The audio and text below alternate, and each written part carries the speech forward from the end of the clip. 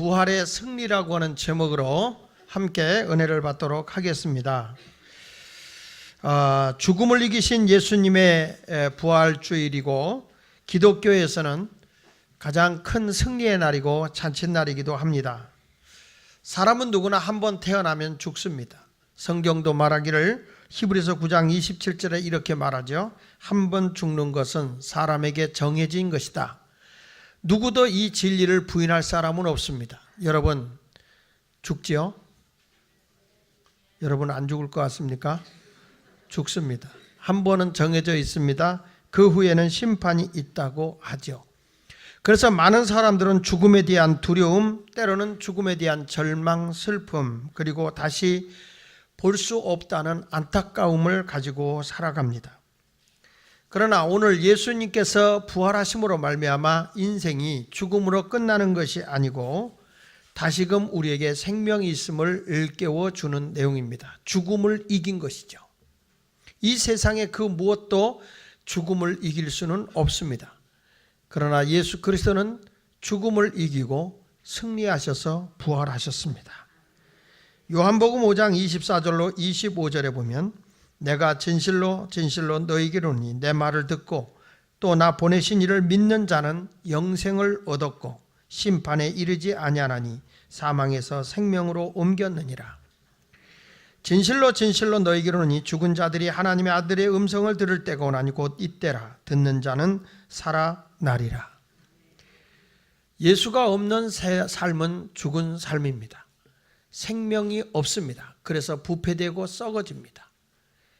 바닷속에 사는 물고기는 짠 물고기지만 바닷물에 짠 물 속에 살지만 그 생선은 짭니까? 싱겁습니까? 짭니다. 그렇습니까? 절대 바닷물이 그 짬 염분이 생선 속에 들어가지 않습니다. 그러나 죽으면 부패됩니다. 바닷속에 들어가도 부패됩니다. 강물이 흘러가도 힘차게 차고 올라갑니다. 살아있는 물고기는 말이죠. 죽어있는 물고기는 합판같이 둥둥 떠내려갈 뿐입니다. 우리가 이 세상에 살아갈 때 생명 대신 예수가 없는 삶을 살아가면 세상 세파에 그대로 떠내려갑니다. 부패됩니다. 썩어집니다. 아무리 의롭게 살려고 해도 의롭게 살 수가 없습니다. 세상이 다 그러니까 우리도 다 그렇게 사는 거지라고 죄악 속에 살아갈 수밖에 없는 존재입니다. 그러나 예수가 내 안에 들어오면 생명이 내 안에 거하기 때문에 우리는 죄를 이길 수 있습니다. 세상의 유혹을 이길 수 있습니다. 그걸 성경은 생명을 가진 자라고 얘기합니다. 성경에 보면 여러분들이 큰 사건을 세 가지로 보는데 첫째로는 예수님의 탄생 사건이고 두 번째는 십자가의 죽음의 사건이고 세 번째는 부활의 사건입니다. 앞으로 나타날 네 번째의 큰 사건은 재림의 사건이죠. 이 부활의 사건은 매우 큰 사건입니다. 왜냐하면 죽음을 이기고 생명을 주었기 때문입니다.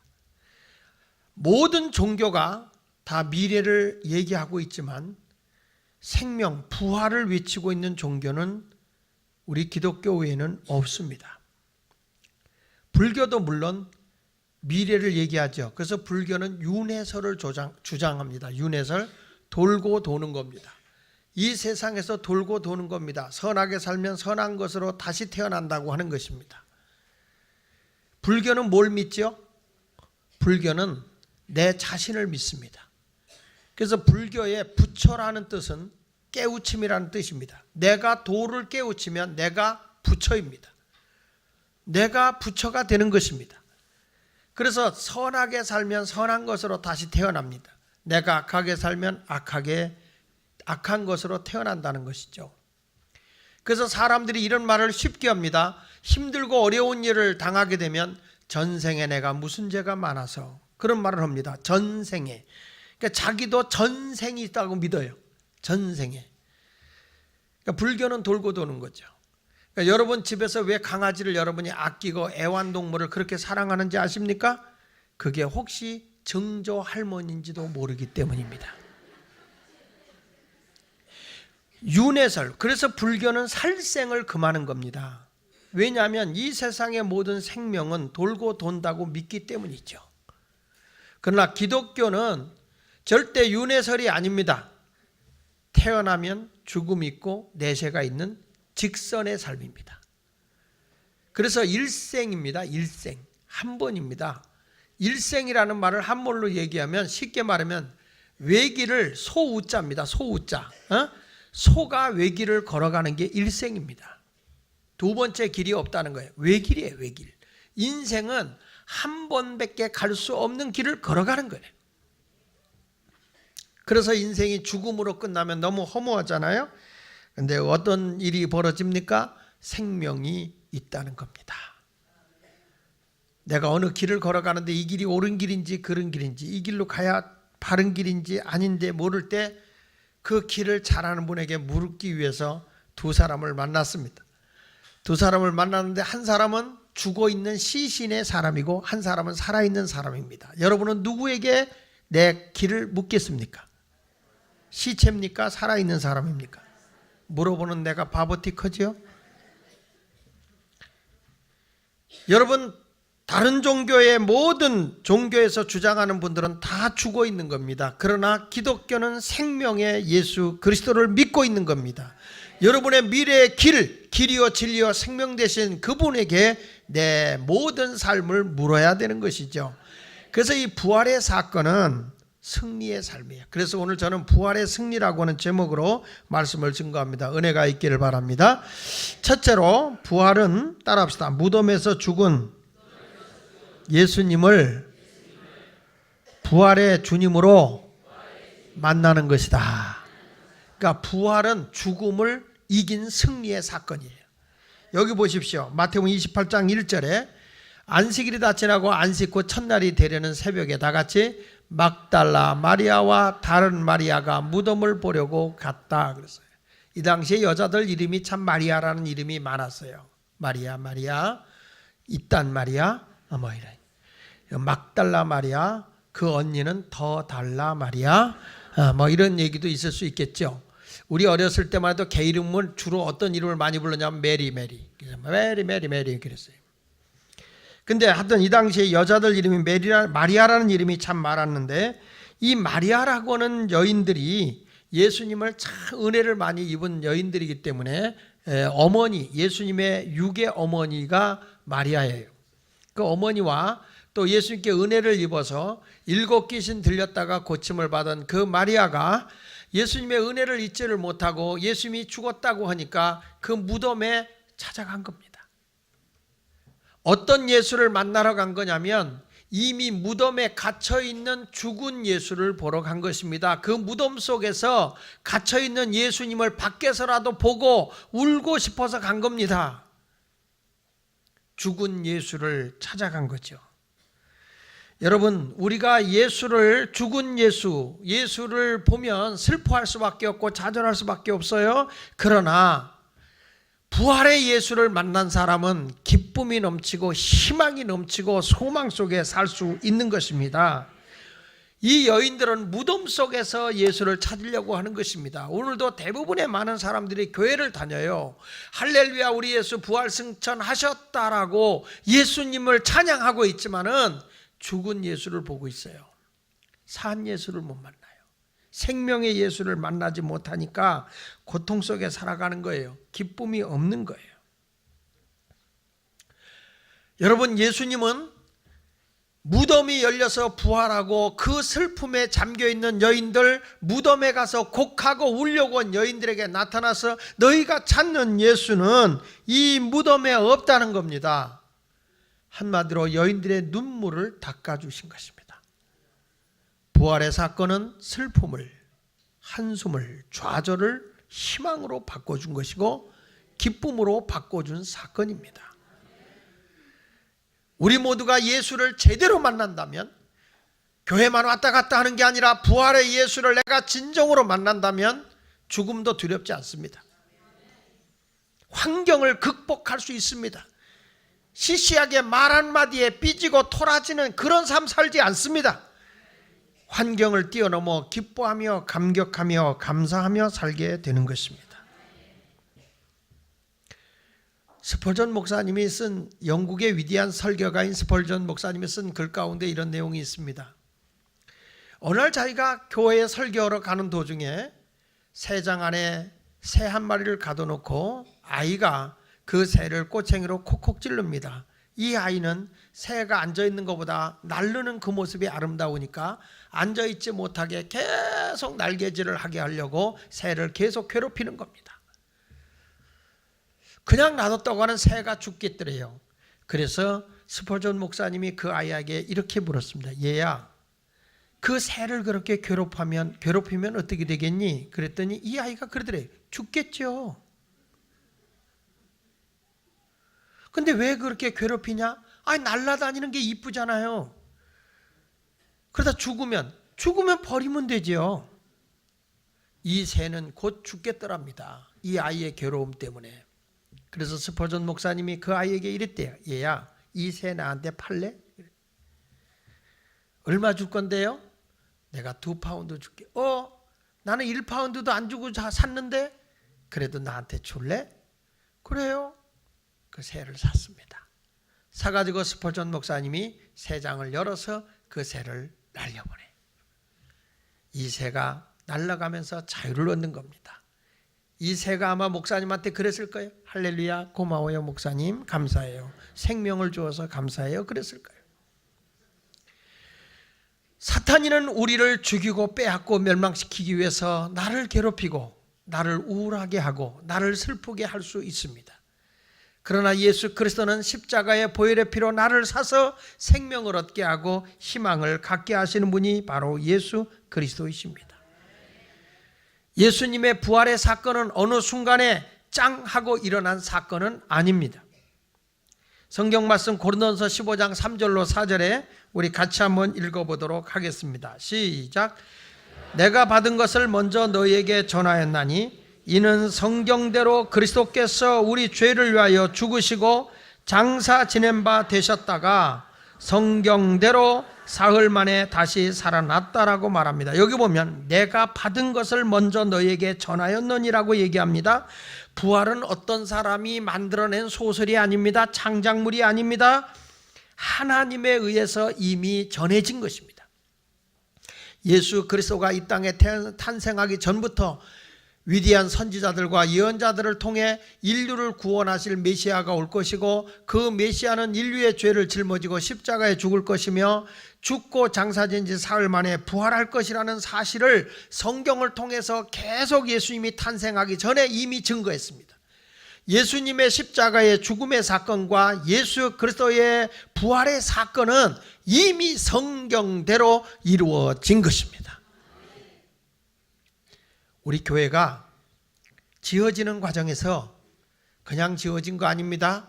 다 설계가 되어지고 중구청에서 설계 허가가 나고 그리고 그 설계대로 건축이 되어진 겁니다. 그냥 순간순간 어떤 사람의 창작물에 의해서 그냥 이렇게 짓고 저렇게 짓고 그거 아닙니다. 마찬가지로 우리의 구원의 역사는 하나님의 그 크신 능력과 하나님의 계획 안에서 이루어진 사건입니다. 그래서 사도 바울은 말하는 겁니다. 이 예수님의 죽으심도 성경대로 된 것이고 예수의 부활도 성경대로 이루어진 것이라고 말하고 있는 것입니다. 근데 사람들이 성경을 믿지 못하고 죽은 자도 살려내시는 하나님의 능력을 믿지 못하는 거예요. 그래서 마가복음에 이렇게 말합니다. 마가복음 12장 24절에 보면 예수께서 이르시되 너희가 성경도 하나님의 능력도 알지 못함으로 뭐 한다고요? 오해하는 거예요. 성경도 모르고 하나님의 능력의 크기를 모르니까 오해한다. 마가복음 12장 26절 이하 이렇게 말합니다. 죽은 자가 살아난다는 것을 말할진대 너희가 모세의 책 중에 가시나무 떨기에 관한 글에 하나님께서 모세에게 이르시되 나는 아브라함의 하나님이여 이삭의 하나님이여 야곱의 하나님이라 하신 말씀을 읽어보지 못하였느냐? 하나님은 죽은 자의 하나님이 아니요 산 자의 하나님이시라 너희가 크게 오해하였도다. 우리 하나님은 살아계신 하나님이세요. 죽은 자의 하나님이 아니라 산 자, 생명 되신 예수를 믿는 자의 하나님이십니다. 다시 죽은 자가 살아난다는 것에 대해서 오해하고 믿지 못하는 이유는 왜 그렇습니까? 아직도 하나님의 능력과 성경을 신뢰하지 못하기 때문이라는 거예요. 옥스퍼드 대학의 아놀드 토마스 교수가 위대한 역사학 교수입니다.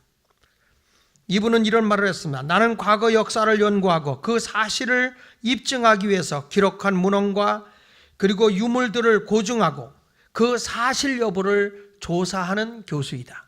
나는 수도 없이 많은 그런 문헌과 그 유물들을 통해서 그 역사를 사실적인 것인지 아닌지를 입증해내고 있는 과정에서 하나님께서 우리에게 주신 표징, 곧 그리스도께서 죽으셨다가 살아나셨다는 사실보다 더 분명하고 완전히 이해할 수 있는 사실은 인류 역사에서 나는 본 것이 없다 그랬어요. 자기가 예수 그리스도의 탄생, 예수 그리스도의 고난, 예수 그리스도의 죽음, 예수 그리스도의 부활에 대한 것을 다 문서나 그리고 유물들을 통해서 조사해 본 결과 이렇게 확실한 것은 세계 어느 역사 속에서 찾아볼 수 없는 역사다라고 옥스퍼드대 교수인 아놀드 토마스 교수가 말씀한 것이죠. 그분은 이런 말을 했습니다. 우리도 성지순례 가보면 예수 그리스도의 고난의 발자취가 다 흔적이 그대로 다 있고요. 그리고 예수 그리스도의 죽음에서 무덤에 갇혔던 그 무덤도 그대로 지금 보관되어지고 있습니다. 성경에 일어난 사건들을 제가 성지순례를 가면 보는 거지만은 성경에 있는 사건들의 유물들이 지금 그대로 다 이렇게 다 있거든요. 그런 역사적 배경이 다 있기 때문에 우리 가슴이 더 뜨거운 거죠. 그래서 역사학자인 아놀드 토마스 교수가 말한 것처럼 이렇게 확실한 예수의 부활의 증거를 부인할 수 없다는 거예요. 역사학자의 말도.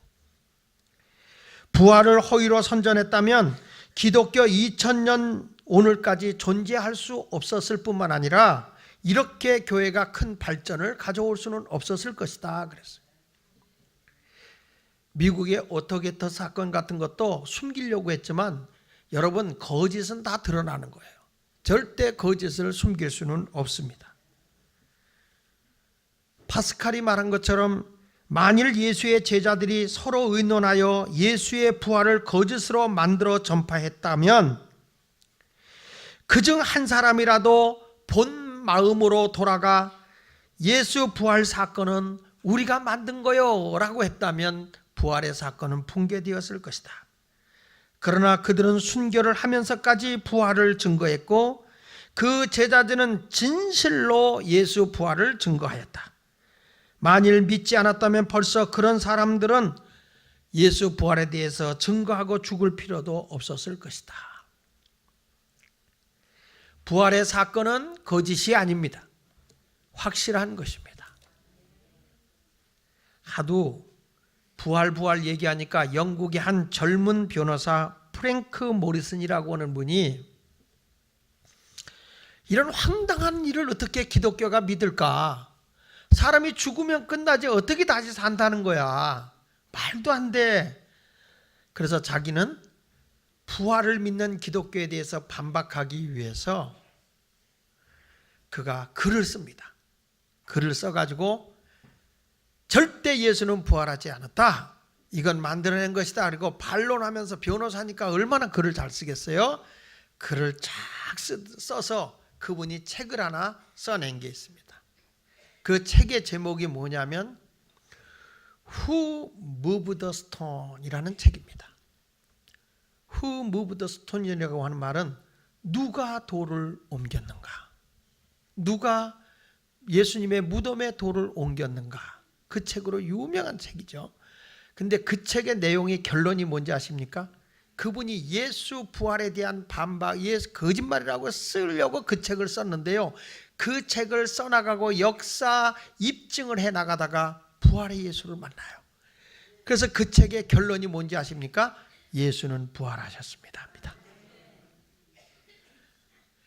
그렇게 반발하고 그렇게 예수를 부인하려고 하는데 부인이 아니더라는 거죠. 예수 부활은 확실한 것입니다. 오늘도 사랑하는 여러분, 부활의 증거를 단호하게 믿고요, 여러분도 자랑스럽게 예수 부활을 찬양할 수 있기를 바랍니다. 다시 말합니다. 무덤에다 예수를 가다 놓지 마십시오. 예수는 그냥 정지되어 있는 분이 아니십니다. 생명의 예수님이시고 우리와 함께하는 분입니다. 두 번째 부활의 사건은요, 이것은 따라합시다. 세상 권세를 이긴 사건이다.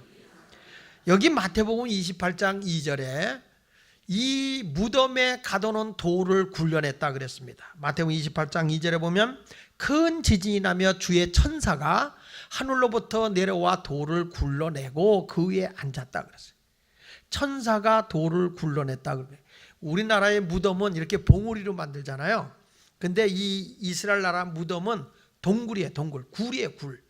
그래서 굴을 파가지고 거기다 무덤을 쓰기 때문에 그 무덤을 쓰고 있는 굴이기 때문에 굴 속에 무덤을 쓰고 그 바깥에 굴에다가 돌을, 큰 돌을 이렇게 봉을 해버린다. 막아버린단 말이에요. 근데 이걸 봉을 하는데 어떻게 봉을 했냐면 여기 마태복음 27장 65절로 66절에 있는 말씀을 보면요. 보십시오. 빌라도가 이르되 너희에게 경비병이 있으니 가서 힘대로 굳게 지켜. 지금 병사들이 지키는 겁니다. 그리고 뭐라고 그랬어요? 그들이 경비병과 함께 가서 돌을 뭐하고? 임봉하고 무덤을 굳게 지키라는 거예요. 자, 보십시오. 여러분, 이 돌을 무덤을 크게 해가지고 딱 해놓고요, 거기에다가 봉을 해놓은 거예요. 뭘로? 그 당시에 로마의 황제가 가이사예요. 가이사는 절대 권력자예요. 절대 권력자고 신격화시켜서 그의 말은 곧 법이에요. 어마어마한 권세를 가지고 있는 가이사의 봉을 거기다 덮어놓은 거예요. 딱 찍어놓은 거예요. 누가 거기 건드리지를 못하는 겁니다. 여러분 집에서 만약에 집이나 회사에 차압이 들어오면 빨간 딱지가 붙어요. 그렇죠? 종이로 붙이잖아요. 이렇게 차 붙잖아요. 빨간 딱지 안 붙어봤어요? 네, 여러분 대단한 부유하심이군요. 이게 차압이 붙으면 그까짓 거 내가 뛸려면 얼마든지 뛰어요. 근데 그 차압이 딱 붙으면 그거 손대면 안 돼요. 그렇죠? 근데 여러분 내가 종이를 띄면 어떻게 돼요? 형사처벌 받아요. 그걸 띄면 형사. 이거는 법을 어기는 거예요. 국가 권위에 대한 도전이에요. 그래서 그 종이를 띄어서는 안 돼요. 근데 지금 예수님이 부활하시는데 당시의 최고 권력, 막강한 힘을 가지고 있는 가이사 황제의 그 봉해 놓은 돌을 뜯어서 옮겼다. 이것은요, 절대 권력자를 이겼다는 거예요. 이겼다는 거예요. 하나님의 진리의 복음은 세상의 어떤 권력도 이길 수가 없어요. 일제 36년 동안에 복음을 전하지 못하게 하고 예수 믿는 사람을 잡아 죽여도 여러분 생명을 걸고 복음을 전하는 게 진리예요. 그게 그리스도인인 거예요. 누가 감히 어떤 권세자가 하나님의 진리의 복음을 막을 수가 있겠습니까? 로마의 황제들이 그렇게 예수 그리스도 구원의 복음을 전하고 부활의 예수를 전할 때 전하지 못하게 하고 잡아 죽이는 끔찍한 일들을 했지만은, 그러나 결국에 로마는 기독교의 국가로 공인하게 됐어요. 일본이 대한민국 기독교 말살시킬 수 있나요? 못했죠. 일본에 가보면 얼마나 많은 예수 믿는 사람을 잡아 죽였는지, 저들이 부활을 믿는다고 해서 머리를 잘라가지고 몸은 저 뒷산에, 머리는 딴 산에다 묻어뒀어요. 일본에 예수 믿는 사람 다 잡아 죽인다고 몽땅 잡아가지고 바다 물 빠진 데다가 다 묶어서 놓고 바다 물 들어올 때 익사시켜서 죽였어요. 그뿐이 아니에요. 예수 믿는 사람이 도망가면 저거 예수 믿는 사람이다 금방 알게 하기 위해서 코를 자르고 귀를 잘랐어요. 일본 사람이 그렇게 무서워요. 그래서 일본 놈이라는 거예요. 우리 이제 애기들이 막 위험한 거 이렇게 만지려고 그러면 뭐라고 그래요? 애비 그러잖아요. 그 애비라는 말이 원래 입이에요. 입이. 일본 사람들 하도 귀하고 머리를 자르니까, 그러니까 너들 조심하라는 거예요. 조심해. 입이. 그걸 우리나라 애비 그렇지. 그러나 그렇게 기독교인을 말살시키려고 우리나라 신사참배 강요하고 해서도 기독교 못 이기는 겁니다. 교회는 특이한 게 뭔지 아세요? 핍박을 당할수록 진리는 더 전해진다는 거예요. 누가, 여러분, 어떤 권력이, 어떤 사람이 기독교를 이깁니까? 누가 진리를 억압할 수 있다는 겁니까? 진리를 위해 생명을 내던지는 이 기독교의 복음을 누가 말살시킬 수 있다는 겁니까? 없습니다. 전능하신 하나님이 우리와 함께 하시기 때문입니다. 예수님 초대교회 당시에 부활의 예수를 전하지 못하게 위협을 가했습니다. 전하지 마라. 예수 전하지 마라. 제자들이 뭐라고 그럽니까? 우리가 사람의 말을 듣는 게 옳겠느냐? 하나님의 말씀을 전하는 것이 옳겠느냐? 우리가 보고 들은 것을 전하지 아니할 수 없다. 감옥에 갇혀도 죽어도 예수를 전한 것입니다. 공권력이 아무리 강해도 진리를 억압하는 것은 교회를 이길 수가 없는 것입니다. 법적으로 아무리 여러분 간통죄가 없어지고 앞으로 동성연애가 법적으로 제재된다 할지라도 진리는 죽어가면서도 지킬 겁니다. 동성연애는 죄입니다. 간음은 죄입니다. 왜냐? 성경이 죄라고 선언하기 때문입니다. 예수 부활을 막을 수는 없습니다. 여러분, 이것은 바로 세상 권세를 이기는 사건이었습니다. 네로 황제뿐만 아니라 가이사 황제의 그 어마어마한 권력을 다 이기는 그런 놀라운 역사입니다. 그러므로 여러분, 부활은 엄청난 능력이 있음을 알고 감사하며 감격하며 예수를 전하는 자가 되어야 할 줄 믿습니다.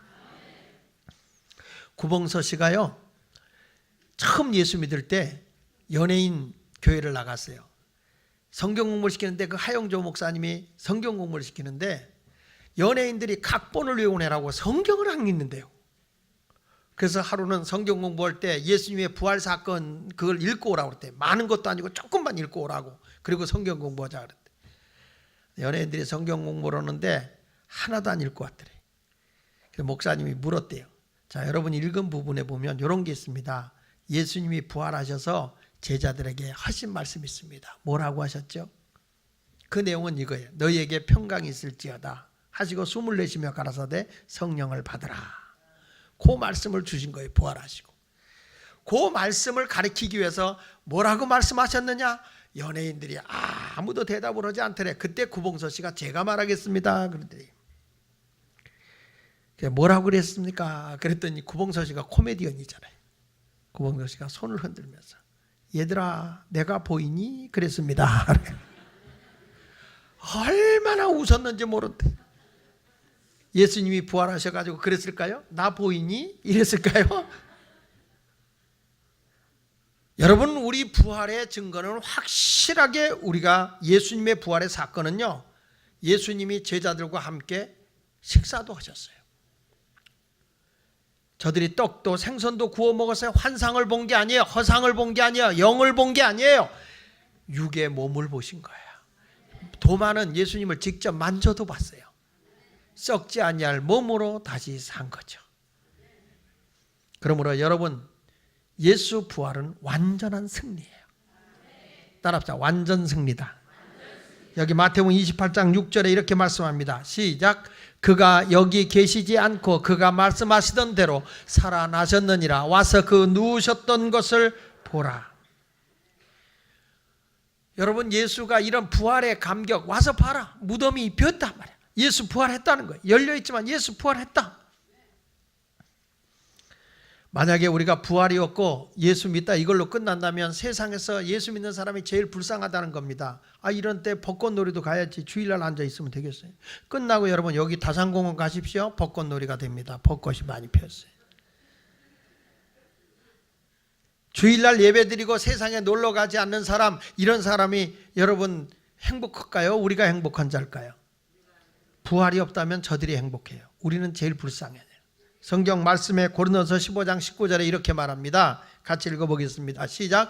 만일 그리스도 안에서 우리가 바라는 것이 다만 이 세상의 삶뿐이면 모든 사람 가운데 우리가 가장 불쌍한 자이리라. 만약에 우리가 그리스도 안에 살는데 우리가 바라는 것이 이 세상의 삶뿐이면, 천국이 없고 부활이 없다면 제일 불쌍한 사람이 저와 여러분이에요. 오늘 등산 가고 놀러 가고 온 사람이 더 행복하다는 거예요. 그러나 우리는 부활이 있어요. 생명이 있어요. 영생이 있어요. 그래서 감격하고 살아가는 거예요. 부활의 세계가 있기 때문에 세상의 일락도 유혹도 다 이길 수 있는 거죠. 요한일서 5장 4절에 이렇게 말씀합니다. 무릇 하나님께로 난 자마다 뭐라고 그랬죠? 세상을 이기느니라. 세상을 이기는 승리는 이것이니 뭐라고 그랬어요? 우리의 믿음이다. 할렐루야. 남편이 예수를 안 믿어요. 다 출날 되면 낚시를 하러 가는 거예요. 세상이 좋으니까. 그래서 하루는 아내가 그랬대요. 여보, 오늘이 부활주일이야. 오늘은 낚시 가지 말고 우리 한번 예배 드리자고. 같이 교회 가. 그랬더니 그 남편이 이런 얘기를 하더랍니다. 예수님과 같은 목사님만 계시면 내가 예수 믿겠다. 그랬더니 예수님과 같은 목사님만 계시면. 그 아내가 물었어요. 여보, 그게 무슨 말이야? 목사님이 예수님을 증거하고 얼마나 예수님 같이 살려고 애를 쓰는데 무슨 소리야? 그랬더니 그래? 그럼 예수님 같으면 예수님은 한 번도 이 고기 일로 오라 그러지 않았어. 그냥 고기 잡는 대로 찾아갔어. 찾아가서 오히려 고기 어디 가면 잘 잡힌다고 포인트까지 정해줬어. 베드로가 고기 못 잡을 때 찾아오셔서 말씀해 주시고 포인트를 정해서 깊은 데로 가서 그물을 내라 고기를 잡았다 이거예요. 그러니까 목사님이 날들어 교회 오라고 하지 말고 내가 고기 잡는 데로 와서 그리고 전하고 그리고 포인트까지 찍어주면 고기를 많이 잡으면 내가 예수 믿겠다 이렇게 얘기를 했다는 거예요. 참 성경을 잘 아는 사람이 예수 믿는 게 아닌 것 같아. 성경을 알아도 부활의 예수를 내가 만나지 못하면 교회 형식적으로 이 자리에 앉아 있는 것이지 예수님의 은혜와 사랑에 감격하고 감사해서 주님을 영화롭게 하는 사람이 그렇게 많지 않더라고요. 부활의 예수를 내가 만나야 되는 거예요. 뭐 시시하게 뭐 조금 자기에게 불편하고 자기 생각에 자기 마음에 안 맞는다고 해서 뭐 그런 거 가지고 신앙이 흔들리고 이런 모습으로 살아가는 게 무슨 예수를 만난 사람이라고 얘기할 수 있겠어요? 내가 절대화될 수 있습니까? 신앙생활하면서 우리가 부족하고 연약해도 진정한 예수를 만난다면 그보다 더 귀한 일이 어디 있겠습니까? 그래서 여기 마태복음 28장 9절로 10절에 이렇게 말하잖아요. 시작. 예수께서 그들을 만나 이르시되 평안하냐 하시거늘 여자들이 나아가 그 발을 붙잡고 경배하니 이에 예수께서 이르시되 무서워하지 말라. 가서 내 형제들에게 갈릴리로 가라 하라. 거기서 나를 보리라 하시니라. 예수님이 뭐라고 그래? 제자 빨리 가서 저 무서워 떨고 있는 제자들에게 예수 부활했다고 전해라. 내가 갈릴리에 가서 저들을 만나주겠다. 이 여인들은 너무너무 기뻤을 거예요. 희망차게 달려갔을 거예요. 부활의 예수를 만나면 이렇게 변화가 일어나는 것입니다. 물론 부활을 싫어하는 분도 있대요. 어느 날 성지순례를 갔는데 두 노인이 부부가 갔대요. 할아버지 할머니가 성지순례를 갔는데 성지순례 간 그곳에서 성지순례 하다가 할머니가 심장마비로 세상을 떴어요. 그래서 이게 이제 큰일 났어요. 그래서 여행사에서 뭐라고 하냐면 예수님의 이 축복의 땅에 장례를 여기서 치르는 게 낫겠습니까? 미국으로 모시고 가면 좋겠습니까? 할아버지가 그러면 얼마나 돈이 드느냐 그랬더니 이 축복의 땅 이스라엘에다 그냥 장례를 치르면 150불 약 15만 원 정도밖에 안 듭니다. 그러나 이 시신을 옮기게 되면 그 옮기는데 뭐 약품 처리하고 뭐하고 하는 데만 해도 약 5천 불이 듭니다. 500만 원이 들고 거기다 비행기 값 따로 들어가고 돈이 꽤 많이 듭니다. 이 축복의 땅 모든 사람이 그리워하는 예수님의 이 땅에다가 이 예수님이 부활했던 이 땅에다가 모시는 게 어떻겠냐고 그랬더니 이 할아버지가 한참 생각을 하더니 미국으로 가겠습니다 그러더래요. 아니 돈이 이렇게 많이 드는데 왜 미국으로 가려고 합니까? 그랬더니 이 여자 여기서 살아나면 나를 얼마나 괴롭힐지 모르겠다. 그래서 부활의 땅이 아닌 미국에다 모시겠다 그랬다는 정말 웃지 못할 일이 있어요. 그래서 부활을 원치 않는 사람도 있긴 있구나. 그러니까 여자들 좀 정신 차리고 남편들을 괴롭히지 않았으면 좋겠습니다. 진정으로 여러분 우리의 영원한 생명을 주시는 예수를 자랑하고 최후의 승리 그분을 뽐낼 수 있었으면 좋겠습니다. 주일학교에서 선생님들이 플라스틱 계란을 만들었습니다. 여러분 오늘도 나갈 때 계란을 드리겠죠? 그런데 우리나라는, 우리 교회는 계란을 주는데 이렇게 뭐 부활할 계란을 주는 게 아니라 맛있는 계란을 주더라고. 맥반석 구이. 그거 뭐 많이 먹는다고 좋은 건 아니지만 여러분들 이 계란의 의미가 있잖아요. 부활을 의미하는 거예요. 그 주일학교에서 애들한테 뭐라고 얘기냐면 요거 뚜껑을 열면 이 플라스틱 계란이 열리니까 그 속에다가 너희들이 부활을 의미하는 것들을 한번 좀 찾아보라 그런 거예요. 그리고 1시간을 풀어줬더니 애들이 그걸 가지고 가서 다 거기다 뭘 담아 갖고 오는 거예요. 한 애가 딱 열더니 뭘 그 안에 있냐면 조그만 꽃을 이렇게 담아 갖고 왔더래요. 그랬더니 야 너는 이게 왜 그러지? 그랬더니 얘가 그러더래요. 보잘것없는 씨가 땅에 들어가서 죽었는데 이게 이렇게 아름다운 꽃이 돼서 부활해서 나타났잖아요. 우리도 이 다음에 부활하면 이렇게 아름다울 거예요. 선생님이 설교하는 것보다 훨씬 애들이 설교를 잘하더라는 거예요. 정말 이 아름다운 모습을 보면서 우리도 이렇게 아름답게 될 거잖아요.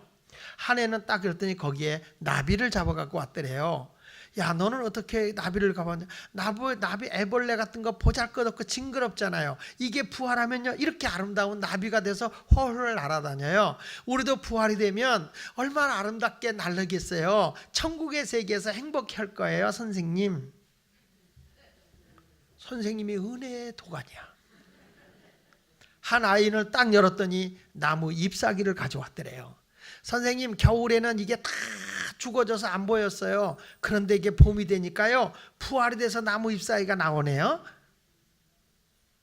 그런데 그 가운데서 학생 하나가 정신이 약간 지능이 떨어진 학생이 하나 있었어요. 이 학생이 좀 보자 그러고 걔 걸 딱 열었더니 아무것도 들어있질 않아. 야 너는 생명에 있는 거를 못 찾았어? 이렇게 물어봤대요. 이 아이가 하는 말이 아주 명언을 했대요. 선생님, 예수님의 무덤은 비었어요. 예수님은 무덤 안에 계시질 않다는 거예요. 근데 왜 자꾸 부활을 여기다가 가둬놓으려고 그러냐고. 그래서 나는 예수님이 안 계신 부활을 보여드린 거예요. 이렇게. 성도 여러분, 모든 만물은 부활합니다. 우리도 다시 부활합니다. 죽음을 이기고 부활합니다. 죽음이 끝이 아닙니다. 그러므로 부활의 예수를 믿고 여러분 모두도 영적인 최후의 승리의 삶을 살아가는 그리스도인이 되시기를 예수 이름으로 축원합니다. 기도하겠습니다. 우리 다 같이 이 시간 하늘성으로 기도하면서 하나님 오늘 이 부활주일에 하나님을 영화롭게 할 수 있는 우리 모두가 되게 주시옵소서. 우리 다 같이 한음성으로 기도합니다.